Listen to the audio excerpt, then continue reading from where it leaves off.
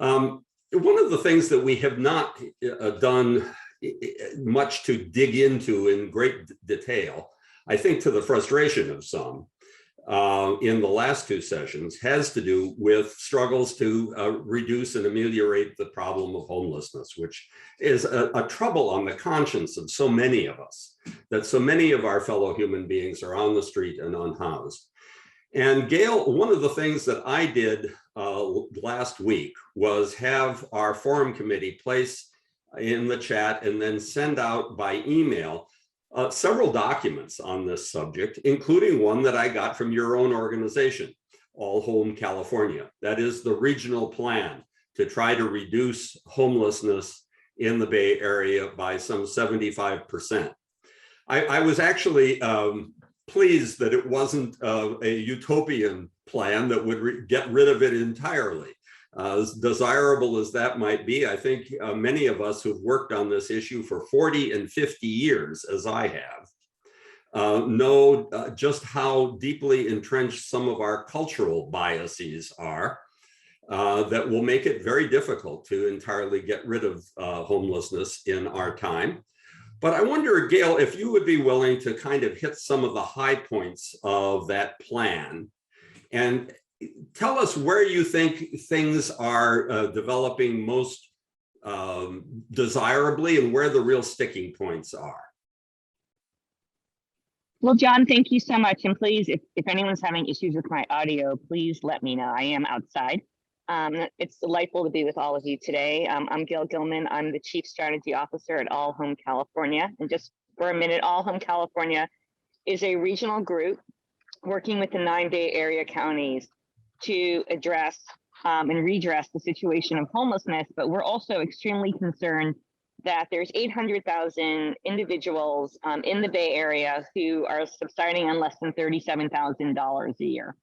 And less than 10% of them are experiencing homelessness. So our work is centered around housing, security, and economic mobility for that large group. And our first set of recommendations that came out is to reduce unsheltered homelessness in the 9 Bay Area county by 75% by 2024. So just to do a little framing there.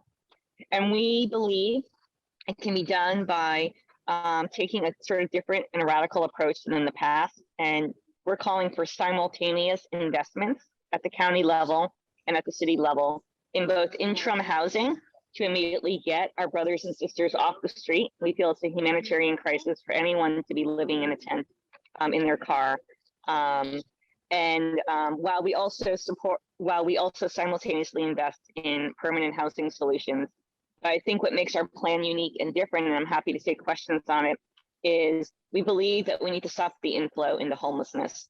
In Oakland, for example, between 2017 and 2019, 2,000 Oaklanders became homeless. They lived there before, and the reason for homelessness was a housing insecurity event and that the rent is just too expensive in the Bay Area. So we really want to focus on targeted prevention, and we've come up with a tool, and we're running a pilot now in Fremont, Oakland, San Francisco to really sort of stop that inflow of the folks who are on the tipping point of entering homelessness. One of the things, Gail, that we've all noticed, of course, during the pandemic is the appropriation of funds from the state level to be able to do things like acquire hotels and get people off the streets and into those rooms. Now, that was deemed to be a pandemic temporary solution, but now there seems to be some movement toward acquiring those hotels. And in one of our previous discussions, we talked about that as sort of a backdoor way of replacing some of the supply of SROs that were allowed to vanish from the housing economy over previous decades. Could you just comment about all that and what you see happening and where, again, the roadblocks are? Sure. And I do want to say, you know, the project Room Key and now Home Key and the pandemic actually, I think, really elevated a salient point that I think we had lost track of sort of as a system, because I want to be clear, addressing homelessness or locally and nationally has become a complex, is that when folks have their own room and they can lock a door, their agency and how they can heal from the trauma of homelessness is like put on steroids compared to a large congregate shelter where they're sleeping on a cot. And so our interim housing push for the Bay Area really is really focused on this sort of type of housing where folks have their own agency in their own space. We advise the governor's office on both home key and room key. We are huge advocates for it. It also gets rid of some of the roadblocks. I mean, even though they're still popping up, San Francisco is looking to acquire 4 sites in the next round, and the community is objecting to it. But for electeds who are brave and communities that are brave, our understanding is that Mayor Liccardo will be announcing soon in San Jose that he'll be doing 500 units of interim housing, both through hotel acquisition and through modular construction. His goal is to get them up and running by the first quarter of next year, possibly Q2 of next year, because he feels we need to get our brothers and sisters indoors. So we think it's a great program. The roadblocks are the same roadblocks we've always had. Community acceptativeness, and the fact that cities and communities that are not as resource rich as San Francisco, San Jose, or Oakland also need ongoing subsidies to support the housing and services. And folks in Solano, Sonoma, San Mateo struggle with those resources. Right. Just to help the public education aspects of these forums, could you please unpack those 2 terms, room key and home key? What are the differences and what were the funding sources behind them? Sure, I apologize for that. So when the pandemic first hit, the first tranche of funding that came to counties and cities for what was called the SIP hotel program, the shelter-in-place hotel program, was called, the governor is a brilliant man when it comes to marketing. So that was called Project Room Key, to give everyone a key to a room to get that, because we could no longer house folks in large congregate shelters due to the spread of COVID-19. The ability now to acquire the hotels and convert them into a permanent housing resource is called Project Home Key. So it's a permanent home. And there was a round 1 of funding. Marin, Solano, Sonoma, Napa, San Francisco, San Mateo, not every county in the Bay Area counties used it to purchase sites. Right now, there is a notice of funding availability issued by the state of California for communities to apply for the next round of funding. This is part of the $2 billion that the state has allocated to housing and homelessness resources in the current fiscal year and for next fiscal year. Right. And last week when we were with Assembly Member Chiu, we were talking about the $10 billion plus packages, both for affordable housing and for homelessness amelioration, that the governor has placed in his budget fairly recently.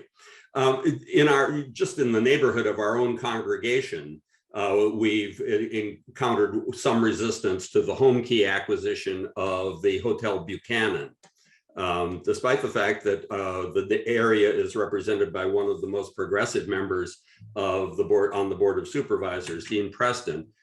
He has expressed opposition to the acquisition of the Buchanan for home key.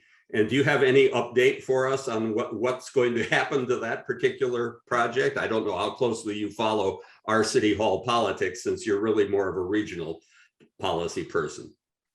So, first of all, I live in the city and county of San Francisco, and I proudly serve as, for all of you, a commissioner in the port of San Francisco. So I'm familiar with the Buchanan Hotel concerns. I actually attended the first community meeting virtually, just to sort of hear those concerns. And what I do want to say is, I think this needs to be intentionally called out, because also the Panoramic Hotel in South of Market is also being challenged by neighbors. I do think, though, there are 2 different points of view and 2 different stories. Someone who loves to frequent Japantown and go there, it resonates with me that the loss of a tourist hotel when there's only 2 in that immediate neighborhood and district would have a disadvantage from an economic perspective on the community. And I never heard, at least in the conversations I've had, and I think, I don't want to speak for the supervisor, I have not had anyone articulate that they wouldn't support a supportive housing complex or housing for homeless folks in the neighborhood of Japantown. It's more around losing a tourist hotel and the economic vitality of the community, which is very different than the neighbors in Soma for the panoramic, who have clearly stated they don't think there should be any more concentrations of people in poverty living in their neighborhoods, that their neighborhood is already tackling many of the issues of open air drug dealing and use, encampment, and already has several other supportive housing sites. So I do want to just say, I think the situations are different. Very good. It would be great if your congregation or the supervisor could, possibly identify a site, because there is research that shows that when you cite, with supportive housing is what we call the housing for folks who are experiencing homelessness in what's called non-traditional neighborhoods, folks flourish more. So when I ran Community Housing Partnership, we cited a property on Lombard and Scott in the heart of District 2. So we have several in District 5 on the other side of the district, Broderick and Turk, etc. And those residents seem to be more self-sufficient and thrive than when we cite properties in the Tenderloin. Yes. Yeah, I live in the Richmond in District 1, and one of the projects that is forthcoming and just 2 blocks from my own home is on the site of a now defunct funeral home, if that isn't a redundancy. But it'll be about 100 units of supportive housing, as I understand it. And our previous supervisor was very proud of having brokered that arrangement. One of the questions I always have about the supportive housing is, to what extent do you think it's necessary that, for example, an entire hotel be acquired for a uniform population that's come off the streets, that has perhaps mental health and substance abuse issues? I certainly agree with the idea that we need to provide housing first before those things can be tackled effectively. But I sometimes wonder if we aren't creating little building ghettos rather than more supportive mixed situations for people who need community help. Gail, can you unmute? Sorry, I think I'm going to approach it from 2 perspectives. One is, someone who's been in the space for 25 years and used to run Community Housing Partnership, which is the largest developer and operator of supportive housing. When you have an economy of scale, it offers 2 things. One, everyone in the property has had a shared experience, and there's a level of community, even if it's just unintentional, that arises from that, and a level of acceptance when someone is, I apologize for not saying, when someone is having a bad mental health day, or someone is struggling by going back into their addiction, that you don't have when the building is a mix of, let's just say, affordable housing, people making 60% of area median income, meaning they could be your grocery store worker or your school teacher, and they're living next door to someone who has some of those challenges. Right. Secondarily, All Home is sort of putting out into the world our hypothesis that only about, in any community, and San Francisco has a much higher rate of folks who are experiencing chronic homelessness, who have mental health and substance abuse. So for San Francisco, we believe it's 40%. In other communities, like I'm sitting outside right now in the community of Napa, it's only about 25%. Actually really need that kind of supportive housing. Yes. Other people experiencing homelessness could be in an affordable setting. They could also receive a voucher, like that you spoke about, the Vouchers for All, and they could rent a single family home. John, next to you. Folks, there's group housing models in Oakland for seniors that is very, very successful. And so San Francisco has had tunnel vision that it's supportive housing or nothing. And supportive housing is the most expensive long-term intervention. The city will be supporting the services and the rental subsidies for hundreds of years to come. And we think there's many other housing solutions that could really combat homelessness throughout the Bay. Thank you. That is one of the clearest explanations of the dilemmas around 100% affordable housing projects that I've heard. On the one hand, as I understand correctly, San Francisco already has in the range of 20,000 supportive housing units that we support using county tax dollars and a multiplicity of services, often through nonprofits. But you've also explained that we have a higher incidence of people who need those services than perhaps some of those surrounding counties do. Do I get that correctly, Gail? Yes, I will say San Francisco does not have 20,000 units. San Francisco will have close to 12,000 units by 2025. Right now, there's about 9,000 units that the city supports in how they classify supportive housing, which is different than affordable housing. So there probably is 20,000 units of affordable housing in San Francisco. I don't have that data point, but that doesn't serve people experience. Some of the units do, but the bulk of it is, again, your grocery store worker or your school teacher. So I want to draw that distinction there. And the reason San Francisco has a higher chronicity rate is the system as it's designed today, and this is nationally, but definitely in the 9 that provides very little resources to someone when they first become homeless. Right. So folks are sort of lingering in their status of homelessness unless they can self-resolve to the point where they become chronically homeless. So it's sort of the reverse. There's no triage, there's no preventative, there's very little preventative measures. It's all then driving all the resources to the most chronic, the most ill person. And by doing that, when folks fall into homelessness, it is very, very hard unless they can self-resolve with a little bit of support on their own for them to, or for their families or as a young adult to find their way out of homelessness. Right. All Home is trying to flip that dynamic to say we should be funneling resources to people quickly and resolving their homelessness quickly. And that means other housing solutions, not waiting 5, 6, or 7 years to bring on new supportive housing. Right. So supportive housing, you say, is only about 9,000 units in the city. That helps me. I think perhaps that those are units where there are social services available, where there's usually an on-site coordinator of some sort who helps to monitor the well-being of the community as a whole.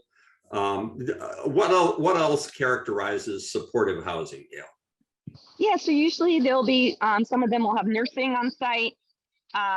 They will typically be properties where the population is defined by the city, so single adults or families or seniors. It won't be those three populations all mixed together. They try to target the property because they size the services being received to the needs of the particular subpopulation. So seniors, for an example, if it's 100% seniors or 50% for homeless seniors, will always have a nursing component because we want people to age in place. I see. It's These very are almost uniformly, supportive housing is operated by nonprofits with city funding. They are operated by nonprofits with city funding. Part of the city's portfolio, the city provides the services themselves in most, but that is a small fraction. Most of the properties are owned and managed both from a property management service perspective by nonprofits, Episcopal Community Services, Community Housing Partnership, etc. Yes. Hamilton Families. So when I got my 20,000 unit figure, it probably included some affordable housing units operated by nonprofits, but not providing supportive services. Does that sound right? I think the way to look at it is we have supportive housing. I know you guys can't really see my hand because I'm on my phone. That is targeting individuals, families, young adults who have experienced homelessness. Affordable housing is targeting people who are poor. Right. Yeah. That's a better distinction. Very good. All right. One of the things, here I'm going to begin to pivot towards Sarah, Yes. who's been listening very patiently and whom I must thank for putting us on to All Home California and your wonderful report and some of the clarifications.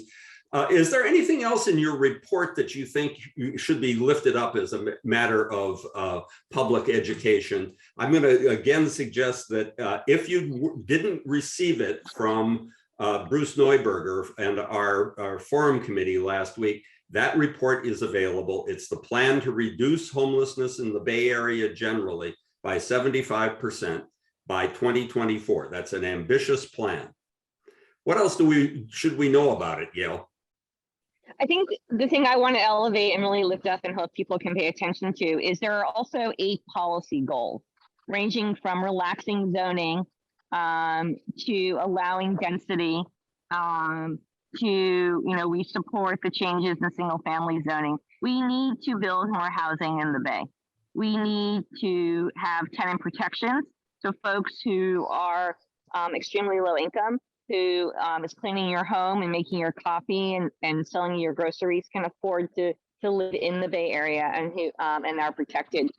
I'd also say our call for targeted homelessness prevention and having counties, we believe for every investment in supportive housing, they need to double or quadruple their investment in prevention. We need to stop future generations of individuals and families from sliding into homelessness. And the best way to do that is to keep them in the home they're in by providing cash assistance prevention, as we've done through the funding from the federal government during the pandemic. And so we really want to see San Francisco has the most protections, but we want to see other counties in the 9 Bay areas where there is no rent control and there is very, very little protection, really protect folks. I recommend that everyone read Matthew Desmond's Eviction to really understand the impact of what it means to lose a home and be evicted. Right. But I'd say those are other elements of our plan that members of your congregation can read and support, because it will be state legislation and local legislation, and we need to support those things. Yeah, and last week, of course, with Assembly Member Chiu, we went into quite a lot about his hope for doing some of the things associated with reducing zoning restrictions and allowing for greater density. It's kind of appalling to realize that only about 20% of the land in the city is actually zoned for multi-family units, and 80% seems to be excluded from such usage, at least before some of the recent state legislation. And now, Sarah, tell us a little bit about SPUR, because I've been a member since the day I arrived in the city. And I know you've been around even longer than that. But a lot of people don't seem to be familiar with your organization. Tell us a bit about it. Sure, I'd be happy to. And first of all, I just want to thank you for having me. And then I also really want to thank Gail for participating, because when you said you wanted to talk about housing and homelessness, I knew that All Home, with the amazing work that they're doing and just Gail's incredible knowledge of kind of addressing homelessness and challenges of homelessness would be very useful to the conversation. So Gail, I just want to appreciate you for joining us. Thank you so much. I think we may come back with some questions. People, if you have questions already, please feel free to put them in the chat. I am going to try to both monitor that and conduct the dialogue at the same time. Great. So in terms of SPUR, we're a public policy think tank. We were actually founded in the wake of the 1906 earthquake, so quite a long time ago. And the idea behind kind of the foundation of SPUR was at that point to really help with the rebuilding of the city after the earthquake, and put in place modern building codes and stuff like that. So the organization has been around for a very long time. For years, we were focused specifically on the city of San Francisco.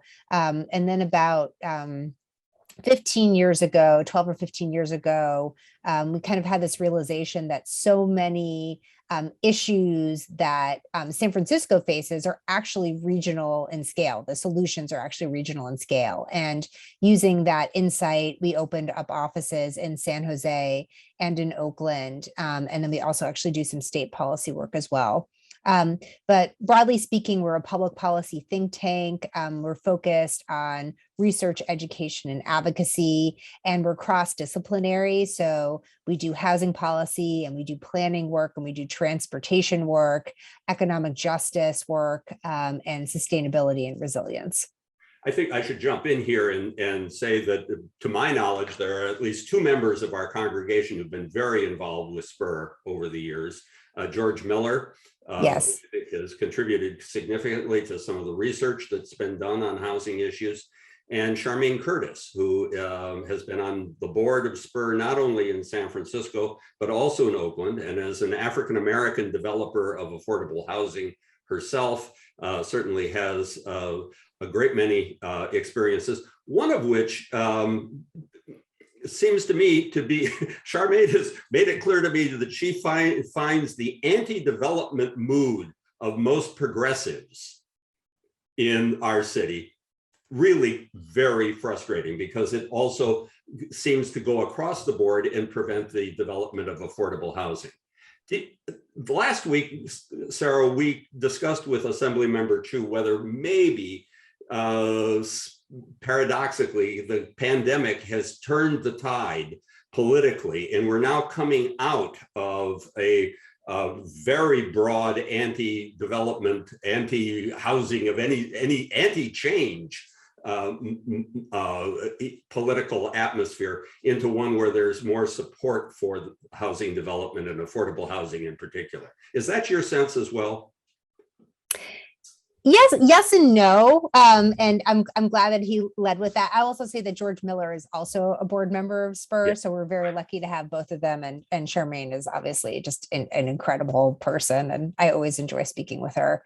So I guess I would say a kind of a couple things. San Francisco and California both have kind of a very strong political predilection, kind of deep roots in sort of in the idea that the place that we live in is special, the way it looks is special and should be preserved. So there's kind of this very strong kind of preservationist streak, which I wouldn't say in and of itself is bad or problematic, but what happens is when every single individual city, not just San Francisco, but every city kind of up and down the peninsula and into the East Bay gets to decide the rules by which development occurs.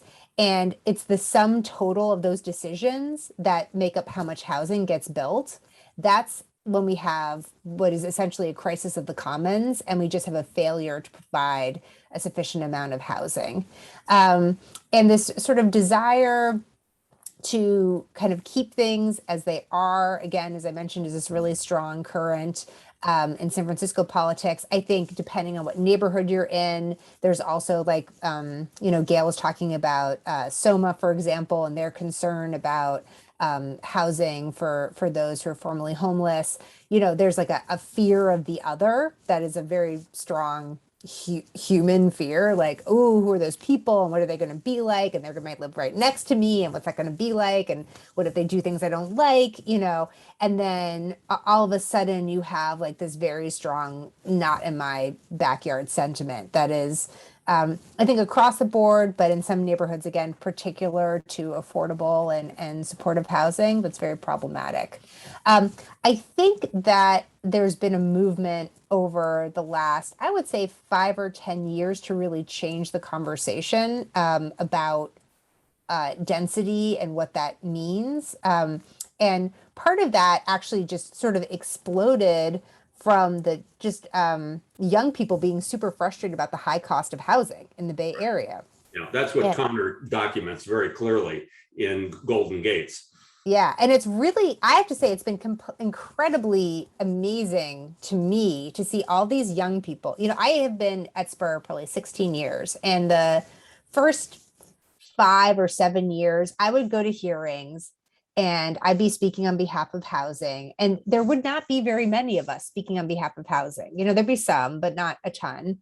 And then all of a sudden, there are all these like young people at these hearings, and they're wearing like leg warmers, and they're talking about like high housing costs and how we need to build more housing, and housing is good. And it was so extraordinary, that kind of energy. And, you know, I know Conor writes about it, but just to see the difference between sort of pre-YIMBY movement and then post-YIMBY movement has been really powerful, because they've been able to sort of change the frame. They've been able to change the frame and the kind of the conversation around housing, from one where if you supported housing, you know, you were like for, you know, destroying neighborhoods, to one where it's like, no, we all need to be comfortable with adding more housing. So to me, it's that movement and that conversation has been incredibly heartening and has moved the needle at the state level, as I'm sure Assemblymember Chiu has talked about. But there's also a backlash to that backlash. You know, there's groups that are very concerned about new housing, particularly I would say residents of, you know, very expensive, exclusive communities on the peninsula and in Southern California and elsewhere. And they're kind of getting together and saying, ooh, we need to try to stop these YIMBY people from trying to actually support the construction of new housing. Right. And one of the things that I've tried to do with these forums is to change the conversation, because I experience the problem in my own neighborhood, in one of the Western, more or less suburbanized areas of the city, where there's been a prevailing mood of, I'm in favor of affordable housing, but only if it's 100% affordable housing. And then I begin to hear that as a kind of, well, that means almost nothing, because it would have to be so heavily subsidized that it'll be maybe one project like the one at the funeral home that I discussed, but nothing else. And yet on my way to the bus, I walk by 2 blocks of buildings on Geary Boulevard that are just crying out for some sort of redevelopment. 2 restaurants that have been abandoned for 35 years, with maybe 1 unit of housing above them, when along that corridor, there really needs to be more high-rise housing, more density. The resistance is still very strong. And as you point out, it's not just here in the city, it's in the surrounding communities as well. Whatever happened to the discussion with the community that just south of San Francisco? I'm always blocking on their name. Begins with Brisbane. Brisbane, yes. Yeah. They were outrageously going to build nothing but commercial space and no housing, because that would maybe bring a few children into their school system or demand more public services. Has that shaken out in any more positive direction for housing? You know, I have not tracked that enough. I remember reading the same things that you did about how they were just going to allow for commercial, and it was just absolutely outrageous, you know. But I will say this in a sort of more general sense, their posture that, oh, you know, we only want to allow for commercial is not, they were like an extreme version of it, but it's certainly not unique to them. I mean, if you look at many different jurisdictions along the peninsula, you know, there's a desire to add jobs and to add sales tax revenue generating uses, but not housing. And a lot of that is the legacy of Prop 13. Talking about another kind of revolt of Californians, you know, the way that local governments kind of fund the resources of government, you know, get their own funding. To a lot of local governments, there's just a desire to zone for uses that are going to generate sales tax revenue and uses that are not going to, as you mentioned, require the city to outlay funding for parks and for schools and for, God forbid, humans and things that humans Right. need, which are expensive. And so a lot of that kind of action of local government is it's like baked into our tax code, which is very problematic. Yeah, yeah, and it occurred to me with these abandoned restaurants buildings, for example, there's a bit baked in incentive with Prop 13 not to sell, because the property gets retaxed at a higher level when it's sold, and so the sort of buy and hold process that is sometimes attributed to speculators, I think is also it's less speculation than it is a perverse outcome of Prop 13. Is that? I agree with that. 100%. I mean, it's incredibly challenging. If we had a tax structure that taxed land not at the value that it was at the time that it was originally purchased, but instead at what its going rate would be, you'd probably see some different types of decisions being made. Our congregation belongs to a congregationally based community organizing network called Faith in Action Bay Area. And one of their goals has been to support people in danger of eviction, particularly in San Mateo County. And so they've been doing some organizing and some action in the direction of extending rent control as a eviction prevention measure in San Mateo, without a great deal of success, I must report. But getting back to perverse outcomes of well-intended policies, talk a little bit about rent control in relation to affordable housing development. Rent control is often blamed as another thing that doesn't exactly inspire more housing development. Yeah, I think rent control is kind of tricky, and I'll I saw Gail kind of turn her video back on, so maybe she'll join in and share any thoughts that she had. So on one hand, rent control can be incredibly positive because if you live in a place like San Francisco where supply is so massively restricted, there's just a large incentive to just keep increasing rents. So given that situation, rent control makes sense because it can help cap rent increases and do a number of other things that are positive. On the other hand, there are sort of two sets of problems with rent control. One is that rent control is not what we call means tested, which means that people, regardless of their income, can occupy a rent controlled unit, and they can sometimes basically just get, I wouldn't say they get stuck in that unit, but I definitely have personally seen, it's like one individual who makes a fair amount of money living like a 3-bedroom apartment, but they can't move because their rent is so low because it's been rent controlled for 20 years. So they can sort of, it ends up kind of sticking a large amount of the housing stock and just making it challenging for people to move. Pastor, I once served in New York City, by the way, which also has rent control, and at that time, a fairly strong form of rent control. One of the most perverse situations I saw was two very affluent people in my congregation who divorced and hated one another, but stayed in the same rent control department for economic reasons, trying to go past each other and having a great deal of difficulty sharing the kitchen.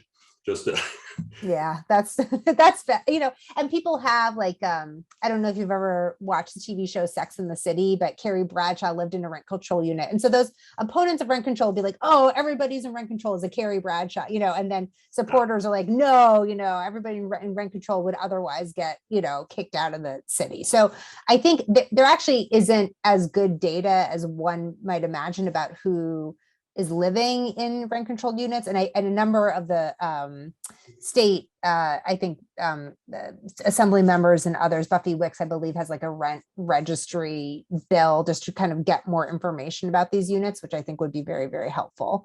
The other challenge with rent control, if it's applied to new construction, which right now it is not allowed to be applied to new construction under state law, is that because we live in a capitalist system and we rely on the private market to build housing, if you're capping rents, it can just make it challenging for new construction to come online. So all that is to say that I think rent control is a powerful tool that, if deployed well, can be very helpful in stabilizing the existing housing stock. But there are some challenges with it. And at SPUR for a long time, what we would say is, we need to increase the amount of supply to drive down the average cost of housing. And that is long-term, the most effective solution. And I do believe that long-term it is, but in the short term,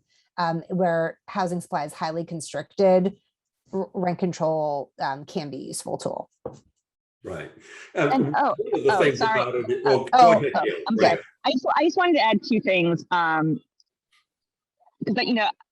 I think this argument about rent control being mean tested is a sliver, and it's something just personally. I think it's really arbitrary, and I think in some ways, when we look at universal vouchers or vouchers for all, that's for folks who are severely rent burdened. I mean, no one should be paying, no matter how affluent you are. I mean, unless you're like a Bill Gates, but if you're, let's just say, two professional workers as a couple, each maybe, making six figures together, you're making, $200,000 to $300,000 a year. You should still not be spending more than 30% of your gross income towards rent. Because if you do, then you are viewed as you are at risk for housing instability. What I do think has been more helpful, and Assembly Member Chiu passed it in the last session, and unfortunately he didn't get to go deep as he wanted, is caps on rent increases. So in places that do not have rent control, which is most of the 9 Bay Area counties, capping rent increases actually is a much better tool to promote housing stability for folks who are struggling. So I do want to say, and just cause evictions. There's other tools we can put in the toolbox to help people stay in their homes. One of the loopholes in rent control that I've noticed is the so-called Ellis Act loophole, which I believe really constitutes the owner at least pretending to want to reoccupy the unit and then often flipping it. That actually happened in my own building. 4 young women who were sharing an apartment on the top floor were suddenly told, no, you can't stay. And the owner then proceeded, after a only nominal move-in, to sell the apartment. So there are other things that go on in the rent control world that are really unjust. Let's see, Gail, you're still there, I hope.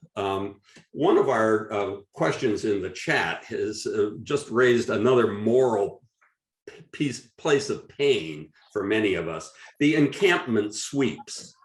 These are often taking place with some of the political leaders assuring us that these people are going to be given some other form of shelter. Is that really happening?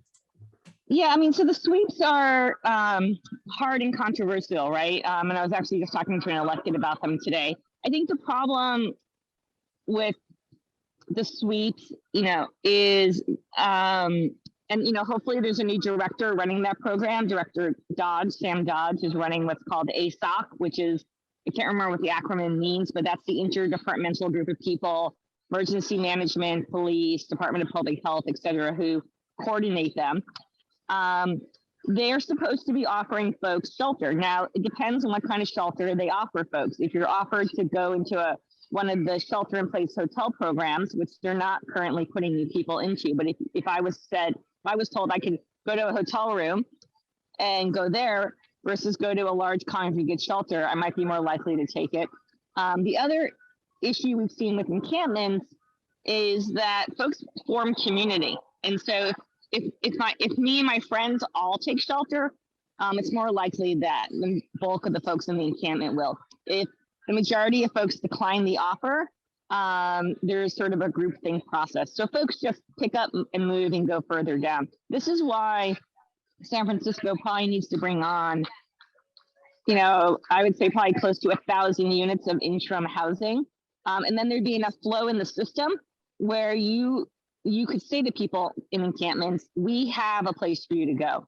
The Sixth Circuit Court about, this is an old ruling, it might be 5 or 6 years ago, ruled that no municipalities across the country could legally put into place laws like sit-lie laws that says you can't sit or camp in public space unless they could guarantee a safe place for that person to go. And San Francisco right now does not have enough capacity to offer everyone shelter. So transitional housing is actually a stuck place in the system of trying to move people from homelessness in the street to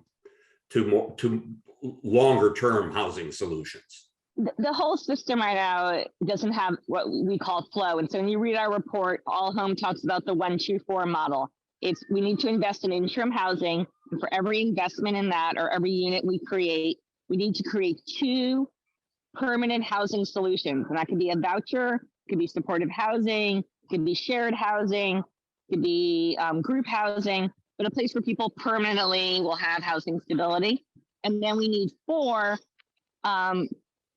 interventions to prevent new people from becoming homeless. And so the model for each county is slightly different. We did it aggregated for the whole Bay, but that would be the proportion of investments needed to do it. And we have in the report calculations on how much interim housing, which is a fancy, nicer word for shelter, but people like it more, we would need to build or bring online. There's a test pilot going up at 33 Gulf Street with philanthropic dollars to convert a safe sleeping site into interim housing, doubling its capacity. And I think if it's successful, San Francisco needs to do hundreds and hundreds of more of them. The navigation centers were sort of intended to be a form of interim housing, correct? Correct, they were, but again, they're congregate and they're very expensive. This kind of interim modular construction is probably 1/3 of the price of the Embarcadero Navigation Center. So we need to get comfortable, and they also can be collapsed and moved to new sites as things change. We need to invest in these, and we need to have them in all of our communities. Right. So, some of the moral concern about the sweeps certainly seems to be well placed, particularly since not always are these folks being really provided with anything other than a congregate shelter as a place to go to. All right, let's return to some of the housing policy issues then, Sarah, that you see as cutting edge for us here in the city and then in the larger region. What do you want to see happen on policy change that will allow for more affordable housing? Yeah, that's a great question. So, a lot of the, I would say that, I know you talked to Assemblymember Chiu last time, and, he's been doing incredible work at the state level, moving some housing policies forward. So, I guess I would say maybe just starting with San Francisco, I think it would be incredibly powerful if we could replace some of that 80% of residentially zoned land that's zoned for single family with zoning that actually allows for up to 4 units. This would not be an incredibly radical change that would happen overnight. And it's not like, the city is just going to come and like take everybody's single family house and replace it with 4 units, but allowing for more of that gentle density would radically increase the amount of housing that is allowed in San Francisco. And I think it's really important because it also, just from a moral perspective, it makes the statement that it's not just the east side of San Francisco that's responsible for meeting the housing crisis. It's the entire city that's responsible for meeting the housing crisis. So just seeing some changes like that in our single family zone land in San Francisco and elsewhere would be enormously important. Sorry, do you want me to continue, or do you have a question about that? Last week, we very briefly touched on the fact that the state of Oregon has, by legislation, actually banned single family zoning throughout the state. My guess is that that's a political non-starter in California, but well, actually, I mean, if you look at SB 9, which just passed, that allows for single family zone land for a parcel that's zoned single family to be split into 2 parcels. And there's already legislation on the books that allows for an ADU, an accessory dwelling unit, or a granny flat to be built on any site. So that actually in California, in some ways, we've banned single family zoning as well. But yeah, but just but without quite putting it that way. Well, yes, exactly, without quite putting it that way. So I think in some of the work that SPUR did to analyze how much housing the region needs overall, what we found was that the region needs 2.2 million housing units over the next 50 years. And then we looked at where that should go, roughly a quarter near transit, roughly a quarter along commercial corridors, like you mentioned Geary Boulevard, and we can get to that in a second. And then an additional quarter in what are called high opportunity neighborhoods. Those are basically wealthy communities that have access to great schools and jobs, and where people of all incomes could thrive if they had access to those places. And then an additional quarter just in regular old single family neighborhoods. And the thing that's important to know is it's not just San Francisco that has so much of its housing stock in single family zoned land and so little in multifamily. It's actually everywhere in the state. And if we don't want to be sprawling, which we don't want to be gobbling up our green fields. If we want to be investing in places that already have infrastructure, then we need to be building in already urbanized areas in ways that make sense and kind of are additive to the community. So I would say, just going back to San Francisco, looking at the single family zoned land and adding some additional capacity there, and then looking at some of the commercial corridors, and not just on the east side of the city, but on the west side as well. So you mentioned Geary Boulevard. Geary Boulevard, it's a great place to add some additional housing and do, multifamily building. And it's happened before and it's been completely fine. There's infrastructure upgrades going into the, I guess they're the BRT, the bus rapid transit line along Geary. It's a great place. And there are other places on the west side of San Francisco that are like that would be appropriate for housing.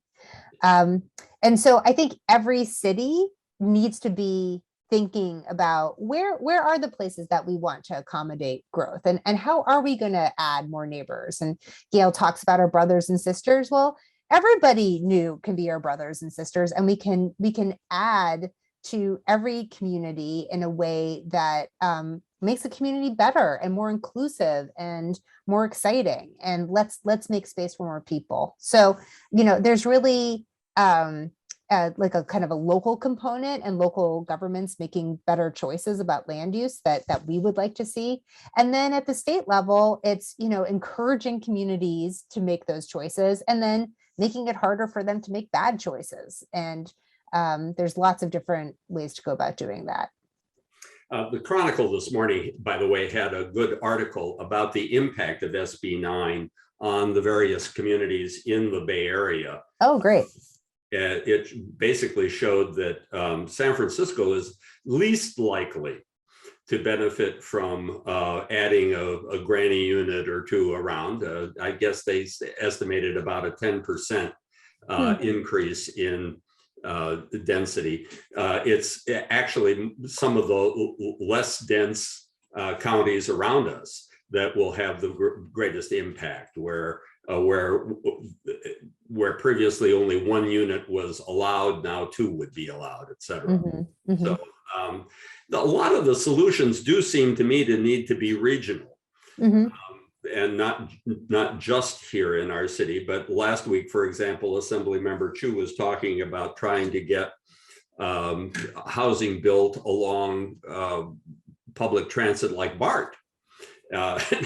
I believe he said he's been hung in effigy in Dublin and Pleasanton for suggesting that where BART owns parking lots right next to transit sites, there really should be some mixed income housing is what's usually done. I lived in Massachusetts for 20 years, and the Massachusetts Transit Authority mandated that around their major corridors, there be such mixed income development. Would that be on SPUR's advocacy list? Yes, absolutely. And actually, SPUR worked with Assemblymember Chiu on a piece of legislation. I'm forgetting the bill number right now, but basically what it allowed is for BART to have much more control over BART's own land next to transit to enable that kind of density. But of course, we want to see that kind of growth, not just on BART's own land, but on areas that are walkable from the transit station as well. And we would definitely be supportive of trying to put in some kind of minimum densities for growth around transit stations, and having the state sort of define what those might look like. There's been a lot of runs on trying to do something like that in the past. Our own Senator Scott Wiener has tried to do various pieces of legislation that are comparable to that. It's very tricky to get passed, but I think it's really important. And you could do the same thing on the commercial corridors. You could define what a commercial corridor is, and you could say, this is what the minimum densities are for zoning purposes, and let's that would go. be an interesting way. I mean, one of our interlocutors, Linda Chapman, who lives on Nob Hill, was saying that her area doesn't feel like it needs any more density, and that's probably accurate. But there are certainly plenty of places in our fair city where the requirement for building multi-unit housing, I would say preferably mixed income. I have a big bias toward mixed income housing because I think it makes for a more diverse and mutually supportive community life.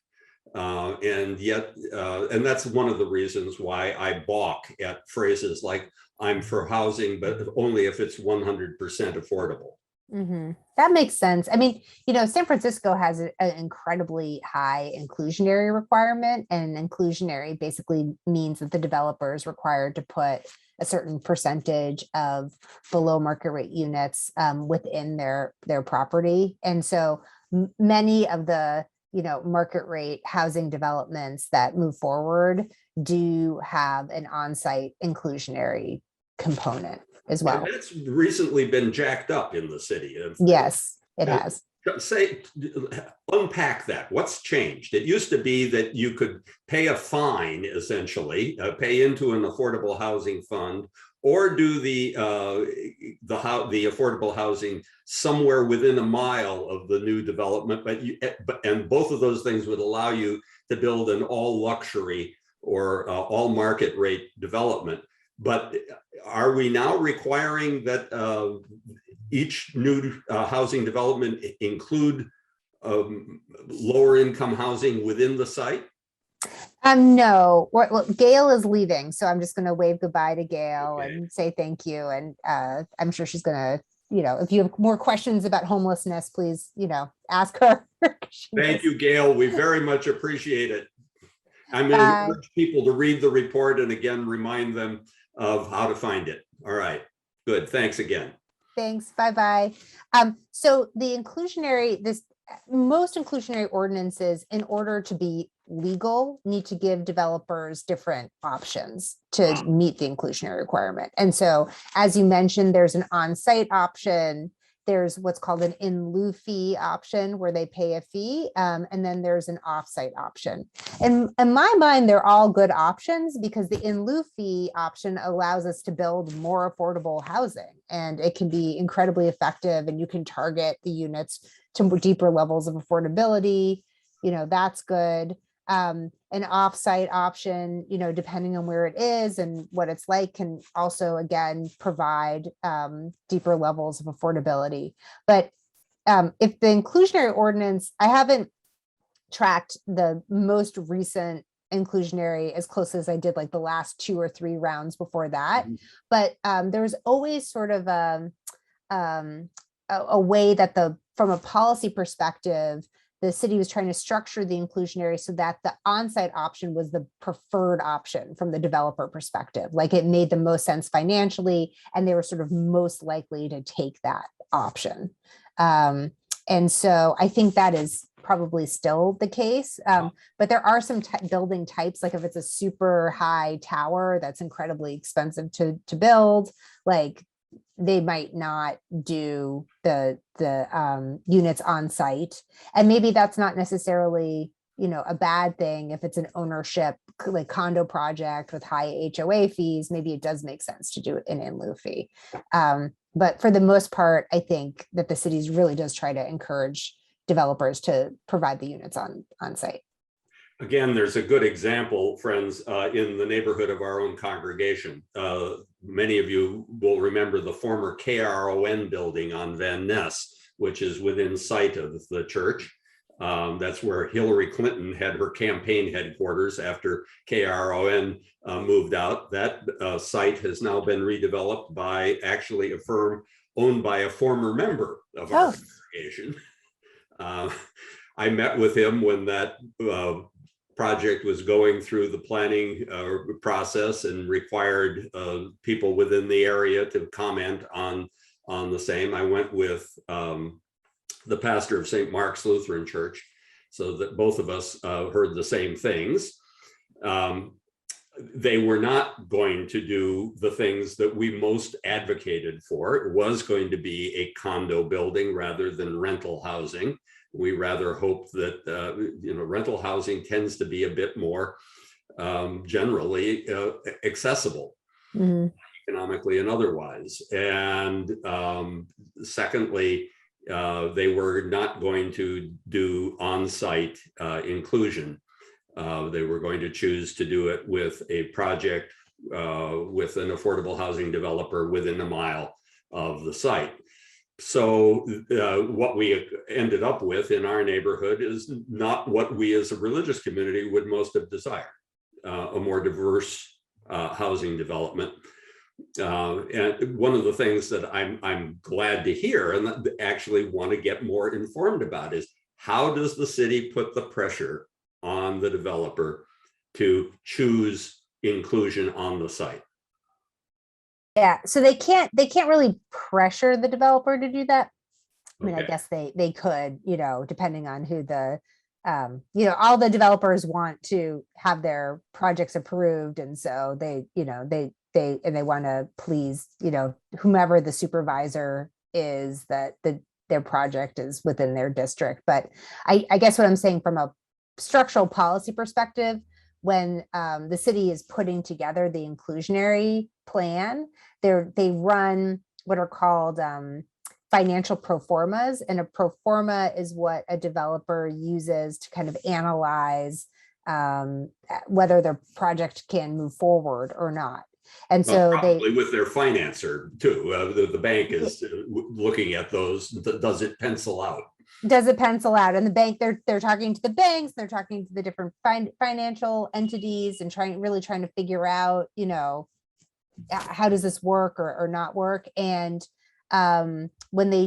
so what the city does is they take some sample pro formas, for projects of different sizes. So they might do like a 25 unit project or 50 unit project or 100 unit project. And then, you know, they might look at like a 200 unit high rise project. And so they're looking at like different size projects, and they're looking at how they're constructed, because there are different costs, whether it's, you might see if you go around and look at different developments as they're being built, like some are wood and some are made out of steel and et cetera.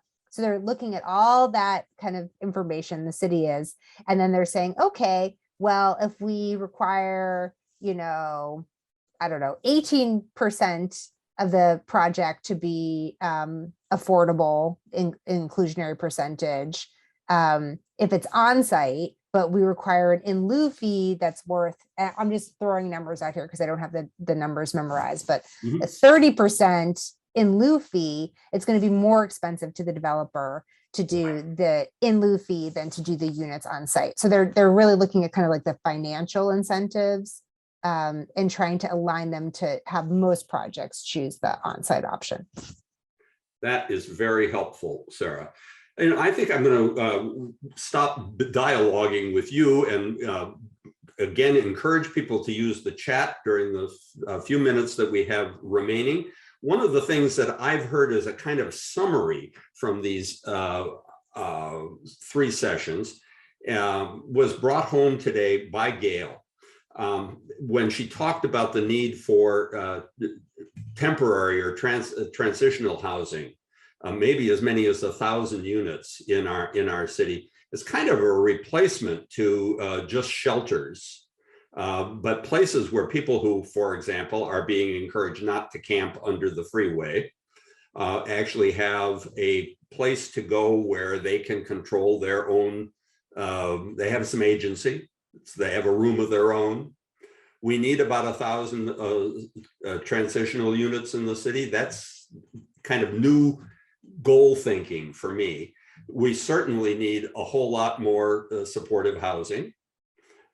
Because we have a higher degree of people who are in need of mental health and other kinds of services, and that's a broad spectrum. Disabilities, various kinds need to be included. Seniors sometimes need supportive housing as well, low-income seniors. We got to pray for this Section 8 further funding. Because that would, Desmond in his book makes it clear that nothing would solve the problem of housing affordability and homelessness in this country as well as simply having more Section 8 vouchers, having that program, which is currently funded at about 20% of need. I just on the voucher piece, I agree with that, and I pray for that also. But I will say, if you have everybody having vouchers, but you have too few number of homes, bingo, that's not going to solve the problem. So thank you, Sarah. Yeah. So the other thing that we've got to be doing is, instead of just worrying about eviction, which is an important issue, and displacement, we have got to worry about inclusion and building more affordable housing, particularly in areas that are not already dense, that can tolerate having more diversity and should be encouraged to do so. Those are kind of my main takeaways. Is there anything you think I'm missing there, Sarah? I mean, the value of inclusion and the value around making sure that, again, not just in San Francisco, but all throughout a region and California, that we are welcoming new people and we are adding new housing and we are welcoming neighbors of different incomes, to me is an absolutely core value that SPUR holds and that I personally hold very, very, very dear. I feel like it is a moral obligation. And many places that have only allowed for single family zoning have done so in a manner that perpetuates racism, and they've done it to perpetuate racism in some instances. And I'm sure that you all are familiar with The Color of Law, that particular book by Richard Rothstein. It's an amazing book. So for me, there's sort of like a moral imperative around inclusion. And the second moral imperative is around saving the planet from climate change. And to me, adding housing near transit, near places where people can walk, where the choices are, oh, I can walk to the neighborhood store to pick up X, Y, and Z, or I can walk to the park, or I can ride my bike there, or, you know, like, or it's a short, you know, taxi ride if you're not mobile, like making communities where you can meet your daily needs through either short trips, walking or biking, where you can access your job on transit is absolutely core to driving down our greenhouse gas emissions. So to me, those are like the two pillars, and everything else needs to be built around those. That is extremely helpful. I think those are values we all share. I live right off Geary Boulevard because I don't have to keep a car anymore. I can walk 4 blocks to the De Young Museum. How wonderful. My grocery store is 2 blocks away. My wife goes to church. She's an Episcopal priest at St. James, 2.5 blocks away. We chose where we live, but I wish more people lived here. Right. More people should get to have those great options. Yeah. And there are lots of places in the city where that would be the case. Friends, all of this will be on the church's website in recorded form. Bruce Neuberger, can you unmute yourself for a moment? Maybe Bruce has stepped away. He's part of, there he is. I'm here. Okay, good. The last week you sent out all of the documents to people who were already on the forum list. Could you put your contact in the chat so that anybody who wants it could get a hold of those documents? Okay. I think we've got some new people. And Sarah, I want to thank you tremendously for both for your own presentation and for putting us on to Gail. One question I didn't quite get to ask her that kind of came up last week is the future of the many institutions that have developed programs for the homeless. If we get the homeless population down, what do you see happening to those agencies? Most agencies are not good at putting themselves out of business. I have seen agencies put themselves out of business. That would definitely be a question to ask Gail, but you know, maybe they'll instead of helping those who are homeless, maybe they could go on to building solar panels on, you know, all of the the new housing. I don't know. There's going to be plenty to do with transitional and supportive housing. Linda Chapman, you have your hand up. Do you want to add anything? Well, you know, I was very impressed with Gail because pretty much everything she said is actually the right kind of insight, except maybe Episcopal Community Services, which she didn't comment on, but they're a visitation. I mean, they're exactly what you don't want to have running housing or the substitute for housing. But okay, a couple of things for Sarah and you is one, the absolute worst solution for affordable housing is sticking it in these mixed income projects. I realize that's, you know, it's counterintuitive, but from experience, I mean, Sarah mentioned HOA fees, right? For example, one that was recently built in our building, they decided to have 24-hour doormen. You know, the person who's a BMR in the BMR unit has no voice in this 100-unit place. And only the most luxury places on Nob Hill, like 1170, have that. I mean, even the other stone, we're talking 5 full-time equivalent employees. Who can pay that, right? And then just a whole lot of other stuff. I lived in a mixed income co-op, 1926. But, you know, the resolution is you lose your home. I've had that discussion with, you know, Calvin Welsh long ago. I don't speak for him, but I think that's one of the things, one of the reasons that Chiu doesn't support this.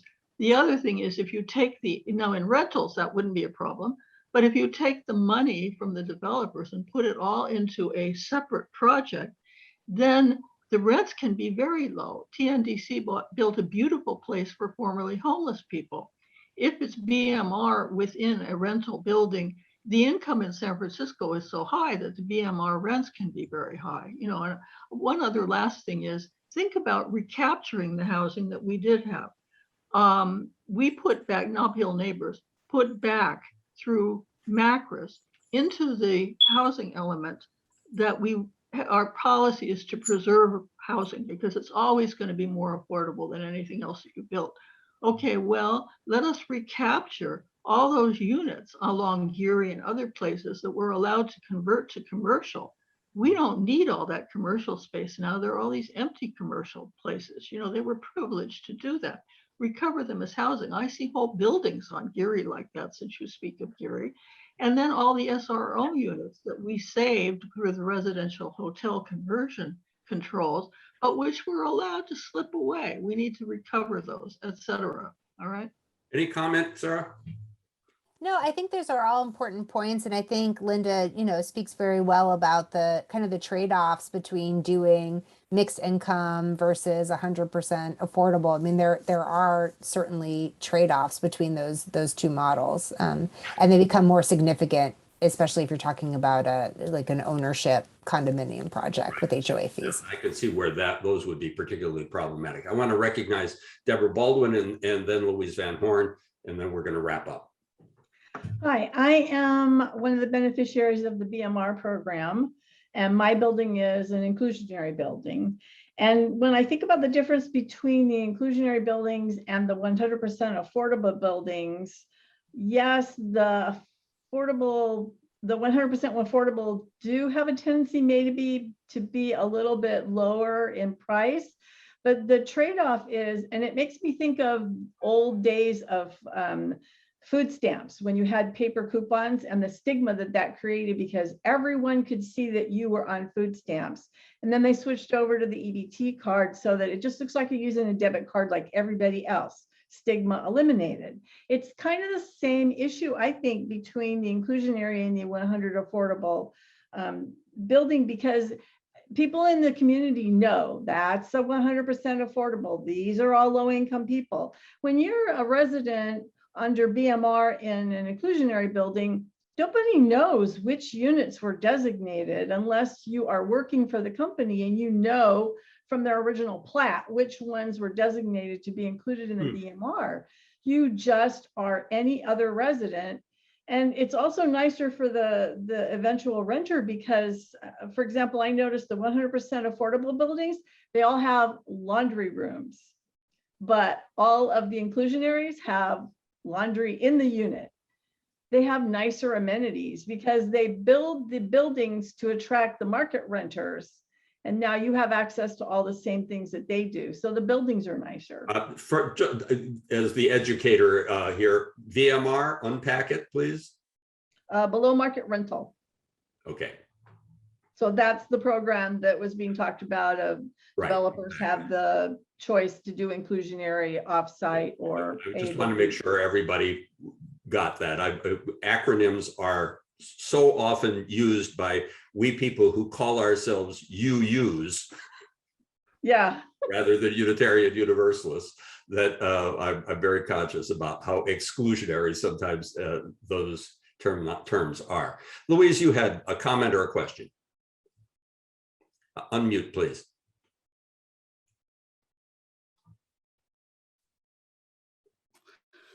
A suggestion that federal funding should be in the federal budget, not as part of a fight every year between the House and the Senate, because some years it's not going to be there at all. Yeah, is Section 8 one of those things that has to be appropriated every year? Section 8 we will not see if it's one of the things I worry about most in the reconciliation bill, because it becomes more and more obvious that some compromises are going to be struck, whether we like them or not. One of the other things that I noted in the conversation today is how important it's going to be to treat housing more like a human right. I wanted to organize an interfaith campaign at the state level called the Right to a Roof. We've just got to begin to think of it also as a public good. Another good term. We are just beginning to win that notion around healthcare. But the more we talked in these three forums, the more it became clear to me that even prior to healthcare, for many people, the right to a roof precedes the right to their mental health care or what other supports they may need to get. So I leave you with that. It's we all are always in our congregation working on several main areas of our shared social concern. Economic justice, which is the area that where we place the problems of homelessness and affordable housing. And human rights, well, they blend together. This is called intersectionality by some people. And then environmental justice. And Sarah, I really commend you for ending your own presentation by showing us once again that to have sound housing policy is also to have sound environmental policy. And we don't think holistically enough. So thank you for bringing that to your work, to the important work that SPUR does. And thank you for joining us today. Friends, this recording will be available on the church website, and you will be free to share it with others. And Bruce, will also find a way to post their links to the SPUR documents and the all at home documents that I think will help all of us become better public educators on this undeniably complicated, but also undeniably urgent moral problem. How our housing crisis and our homelessness crisis are intertwined and are not being dealt with in the holistic way that we would be well advised to hope, pray, and work for. So thanks again. Take care. Time for me to go see how the Giants are doing. Thank you so much. Bye-bye.